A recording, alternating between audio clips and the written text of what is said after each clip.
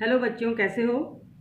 सुबह का जो सेशन था उसमें हमने पढ़ा था कि पालमपुर के अंदर फैक्टर्स ऑफ प्रोडक्शंस कौन कौन से थे। तो हमने पढ़ा था वी हैव 4 रिक्वायरमेंट्स और factors of production are land, labour, physical capital and human capital. उसके बाद फार्मिंग इन पालमपुर, ये मुझे शुरू करना था तो उसको मैं आगे कंटिन्यू करती हूँ। फार्मिंग इन पालमपुर, पालमपुर में किस तरह की फार्मिंग होती थी। सबसे पहले उसमें है लैंड इज फिक्स्ड। फिक्स्ड का मतलब है लैंड एक फिक्स्ड चीज़ होती है जिसको बढ़ाया नहीं जा सकता। उसी लैंड पर उनको जो प्रोडक्शन है वो ज़्यादा करना पड़ता है। तो उसके अंदर फिर 75% of people who are working and dependent on farming for livelihood. उसमें 2 तरह के लोग हैं, फार्मर्स और लेबरर्स। इसके अलावा जो वेल बीइंग है फार्मर्स, उनसे भी ज़्यादा अच्छे जो फार्मर्स हैं वो क्या करते हैं, जितना भी प्रोडक्शन होता है उसको बेचने के लिए भी यूज़ में लेते हैं। लेकिन जो फार्मर्स और लेबरर्स हैं वो केवल अपना लाइवलीहुड के लिए ही करते हैं, अपने कुछ समय के लिए घर में खाने के लिए ही, खाना मुहैया कराने के लिए वो वहाँ पर अपना पूरा का पूरा प्रोडक्शन में शामिल होते हैं।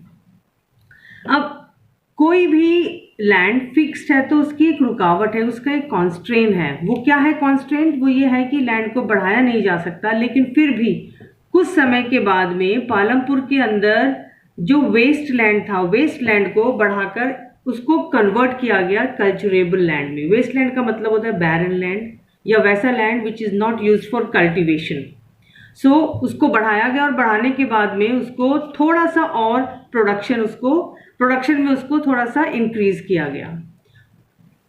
अब क्या होता है कि हर एक लोकल एरियाज में अपना अपना एक मेजरमेंट होता है, लैंड का मेजरमेंट। फॉर एग्जांपल जैसे इंडिया में बीघा है, उसके बाद में फरलॉन्ग है, माइल्स हैं, ऐसे ही। लेकिन जो standard unit of measuring land है वो हेक्टेयर है वर्ल्ड की। तो पालमपुर के अंदर भी जितने भी बीघा थे या जितने भी फार्मर्स के पास, या जो बड़े फार्मर्स हैं, मार्जिनल फार्मर्स हैं, स्मॉल फार्मर्स हैं, उनके पास भी जितने भी हेक्टेयर्स ऑफ लैंड है वो सारा का सारा लैंड वो लोग कल्टीवेशन के उसमें काम में लेते हैं। नाउ फार्मिंग इन पालमपुर का जो नेक्स्ट टॉपिक है दैट इज है many crops are taken from a single land. अब इसको हम मल्टीपल क्रॉपिंग सिस्टम भी बोलते हैं। मल्टीपल क्रॉपिंग सिस्टम का मतलब क्या होता है? एक लैंड के अंदर एक साल के अंदर कई तरह की क्रॉप्स का उगाना, उसको हार्वेस्ट करना और उसके बाद में उसको बेचने के लिए भी जाना। अब इसमें क्या है कि पालमपुर को हमने एक तरह से उसको हमने रिजेंबल किया है वेस्टर्न उत्तर प्रदेश के एक गांव से लेकर। अब हमने वेस्टर्न उत्तर प्रदेश पालमपुर को क्यों लिया है? क्योंकि वेस्टर्न उत्तर प्रदेश में खरीफ की फसल होती है, रबी की फसल होती है। इसके अलावा वहाँ पर राइस है, जैसे राइस है, वीट है, उसके अलावा ज्वार बाजरा भी वहाँ पर उगाई जाती है। तो there are so many features of cropping pattern of this multiple cropping system.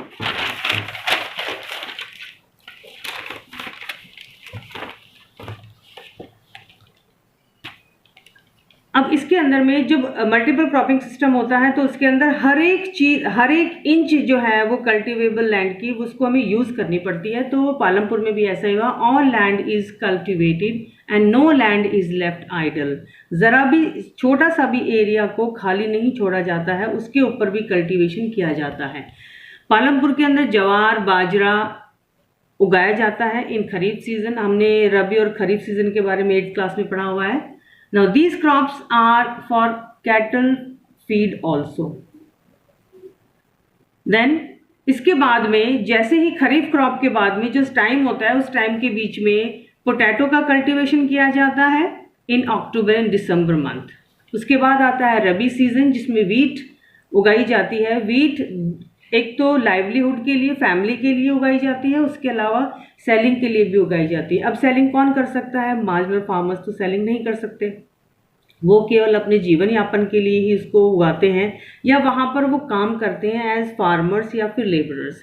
लेकिन जो भी थोड़े से अच्छे वेल बीइंग फार्मर्स हैं वो क्या करते हैं, जो उनके पास सरप्लस वाली चीज़ होती है, सरप्लस का मतलब होता है अपने लिए बचाने के बाद में जो चीज़ उनके पास रह जाती है उसको वो मार्केट में सेल करते हैं और इसी से ही उनकी सेविंग्स होती है। और सेविंग बढ़ने की वजह से वो आगे जाकर बहुत सारा अपना प्रोडक्शन के अंदर और भी ज़्यादा उसमें इंक्रीज करते हैं। उसके बाद आता है शुगर केन। शुगर केन यहाँ पर पालमपुर में एक ऐसी क्रॉप है जो वंस इन अ ईयर की जाती है। इसमें एक तो शुगर केन को कच्चा भी बेचा जाता है, उसके अलावा जैगरी भी बनाई जाती है। It means there are 3 different crops in a year in Palampur जो वहाँ पर उगाई जाती है। नाउ अब यहाँ पर 3 डिफरेंस क्रॉप्स किए हैं क्योंकि एक तो हमने इसको वेस्टर्न यूपी से रिजेंबल किया है जहाँ पर ये सारी की सारी खूबियाँ हैं। इसके अलावा यहाँ पर वेल डेवलप्ड इरिगेशन फैसिलिटीज़ हैं, इलेक्ट्रिसिटी है, यहाँ पर पार्शियन व्हील्स भी हैं। पार्शियन व्हील्स क्या होता है, उसको हिंदी में रहट भी बोलते हैं।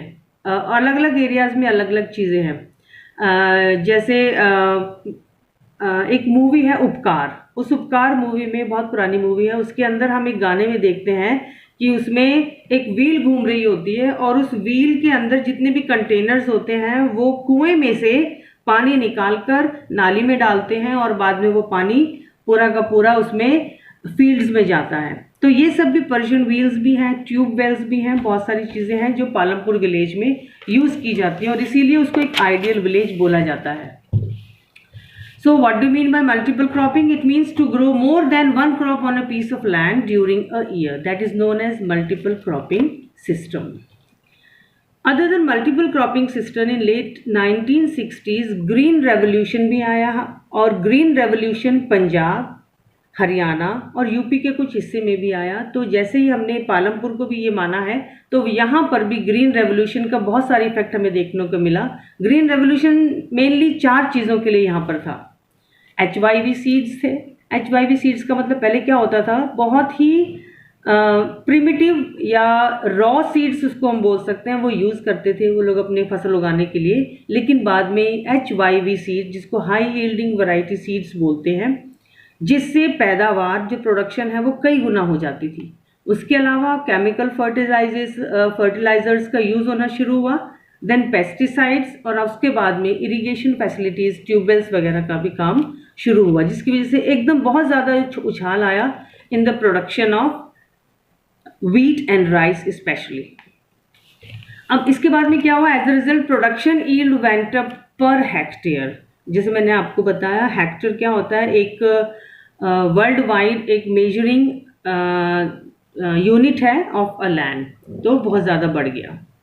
Now the next topic for this is will the land sustain. क्या लैंड को बढ़ाया जा सकता है या लैंड को हम किस यूज़ में हम ले सकते हैं? क्या लैंड कभी रहेगा या वो ख़त्म भी हो सकता है? अब लैंड क्या है, एक नेचुरल रिसोर्स है जिसको हम हिंदी में भूमि भी बोलते हैं, ज़मीन भूमि जिसको हम बोलते हैं। ये एक नेचुरल रिसोर्स है जो हमें बड़ी मुश्किल से मिलता है, और वो भी कौन सा, जो एक फर्टाइल लैंड है। So it is very necessary to be careful, क्योंकि हमें वो अपने फ्यूचर जनरेशन्स को भी देना है, तो उसको हमें बहुत ही सही तरीके से इस्तेमाल में लेना चाहिए। अब ग्रीन रेवोल्यूशन में प्रोडक्शन बहुत हाई हो गया, जितने भी बड़े फार्मर्स हैं उनका जो प्रॉफिट है वो बहुत ज़्यादा हो गया, सेविंग ज़्यादा हो गई। एज ए रिज़ल्ट उनको जो कैपिटल है, कैपिटल भी बहुत ज़्यादा बढ़ गया, जिसकी वजह से और भी ज़्यादा उनका प्रोडक्शन हो गया। लेकिन इसके बावजूद भी there are so many demerits of green revolution. सबसे पहला है loss of soil fertility due to overuse of chemical fertilizers. अब केमिकल फर्टिलाइजर्स क्या करते हैं, क्रॉप्स में वो बहुत ज़्यादा प्रोडक्शन करते हैं, एक दाने की जगह वो कई सारे दाने उसमें प्रोड्यूस हो जाते हैं।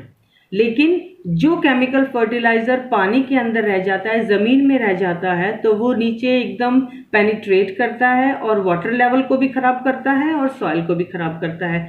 जब हम रेगुलर इस चीज़ को यूज़ करते हैं केमिकल फर्टिलाइजर्स को, वो धीरे धीरे धीरे धीरे कई साल बाद वो जो एरिया है, वो जो लैंड है हमारा फर्टाइल, कम होता जाता है। इसके अलावा one more demerit is continuous use of ground water reduced water table. अब water table and water level we have studied in class 8th, 2 things are different. अब अंडरग्राउंड वाटर जो है, ग्राउंड वाटर जो है, वो हम जितना यूज़ करते जाते हैं, वाटर लेवल हमारा और वाटर टेबल जो है हमारा अंडरग्राउंड, वो बहुत कम होता जाता है, जिसकी वजह से धीरे धीरे स्केर्सिटी ऑफ वाटर भी बढ़ती जाती है। लेकिन हमें अपने जितना भी हमारा लैंड एरिया है उसको हमें बचा कर रखना चाहिए अपनी फ्यूचर जनरेशन के लिए। Now, the next topic is land is distributed unevenly in village Palampur. सबको बराबर हिस्सों में लैंड पालमपुर में नहीं बटा हुआ था। कुछ तो ऐसे लैंडलेस लेबरर्स थे जिनके पास अपनी ज़मीन नहीं है, लेकिन वो वेजेस के लिए दूसरे के लैंड के ऊपर काम करते हैं, लेकिन वो दे आर लैंडलेस लेबरर्स, उनके पास उनका खुद का लैंड नहीं है लेकिन काम करने के लिए है।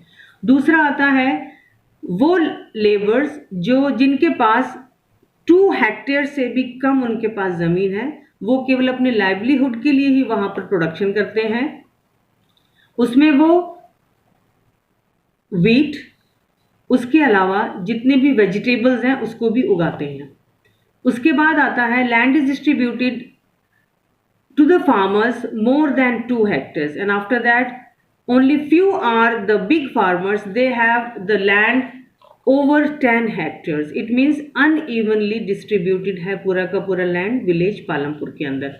तो जितने भी छोटे लैंडलेस लेबरर्स हैं, जितने भी फार्मर्स हैं, स्मॉल फार्मर्स हैं, उनको क्या करना पड़ता है कि हमेशा वो लोन में रहते हैं, क्योंकि वो उस चीज़ को बचा नहीं सकते हैं, केवल अपने घर के लिए ही काम में लेते हैं किसी भी चीज़ को। तो अगली बार फिर जब उनको बीज लेने होते हैं तो वो लोन लेते हैं, जितने भी गवर्नमेंट के थ्रू नहीं होता है, वो लैंड जितने भी लैंडर्स हैं उनसे लेते हैं, मनी लैंडर से लेते हैं और बाकी ट्रेडर्स से लेते हैं। Next topic is labour in villages. अब पालमपुर विलेज में ये क्वेश्चन कई बार आता है कि पालमपुर के अंदर जो लेबर है वो लो वेजेस में काम क्यों करते हैं, वो अपना वेज ज़्यादा क्यों नहीं मांगते हैं। अब जिसको हम दिहाड़ी भी बोलते हैं, वो ज़्यादा क्यों नहीं मांगते हैं? अब इसलिए नहीं मांगते हैं क्योंकि पालमपुर गांव में इतने सारे लैंडलेस लेबरर्स हैं, वहाँ इतना ज़्यादा कंपटीशन है काम करने के लिए, इसीलिए बहुत कम पैसे में भी वहाँ के जो लेबर हैं वो रेडी हो जाते हैं काम करने के लिए।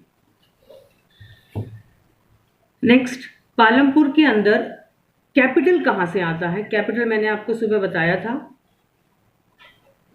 कैपिटल मीन्स पूंजी, जो हम किसी भी प्रोडक्शन के लिए लगाते हैं। वो प्रोडक्शन हमारा फैक्ट्री का भी हो सकता है और हमारा एग्रीकल्चर प्रोडक्शन भी हो सकता है।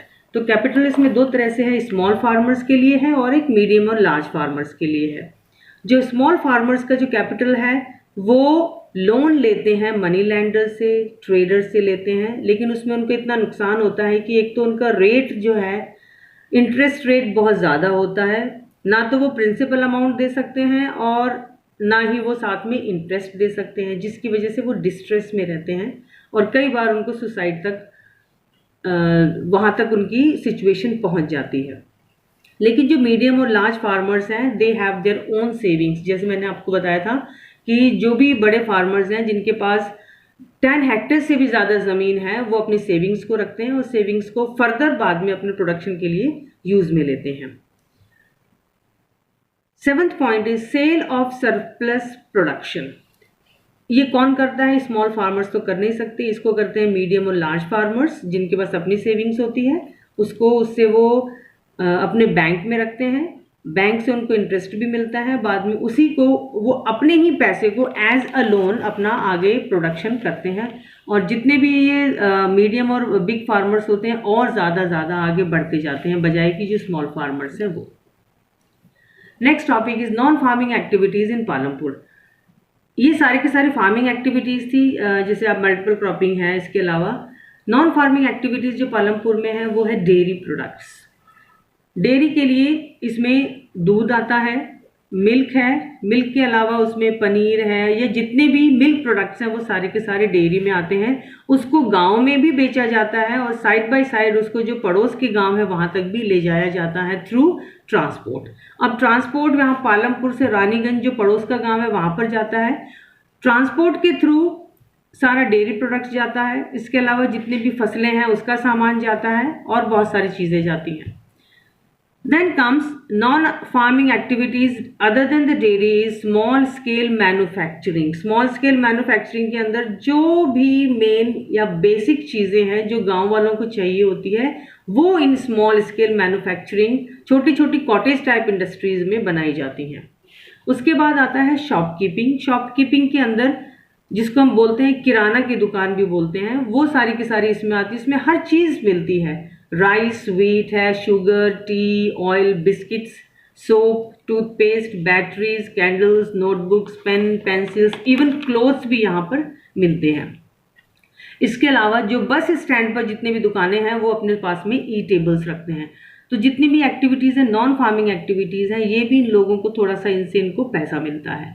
इसके अलावा जो ट्रांसपोर्ट फैसिलिटी है वो रिक्शा वाला, टोंगा वाला है, देन जीप है, ट्रैक्टर्स हैं, ट्रक ड्राइवर्स हैं, बल्क कार्ट हैं, बोगीज हैं, एक्सेट्राज हैं। ये जितने भी हमारे ट्रांसपोर्ट हैं पालमपुर के अंदर, ये पालमपुर से रानीगंज जाते हैं, गुड्स को भी ले जाते हैं और साथ साथ में पैसेंजर्स को भी ले जाते हैं, जिनको वापस इनसे पैसा मिलता है और इनको ये एक तरह का इनकम का सोर्स भी होता है।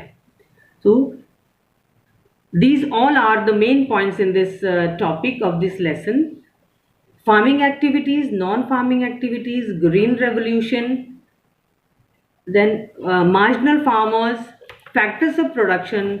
I have done all the topics and I have covered all the topics of this lesson. I will give you some questions through PDF and through my written material also. You will have to complete it in a time bound situation. अब आप ऐसा भी कर सकते हैं कि मैंने आपको लिंक भेजा है 9th क्लास के जितने भी सेक्शंस हैं, उस लिंक को अगर आप दबाएंगे तो आप मेरे ब्लॉग पर पहुंचेंगे। ब्लॉग पर कुछ रिटन मटेरियल है, आप उसको अपनी कॉपी में नोट इट डाउन करेंगे, ठीक है। और अब आराम से पढ़ें और जो भी चीज़ उसको बार बार रिवाइज करें। So simple and very easy chapter this is. Okay children, bye bye.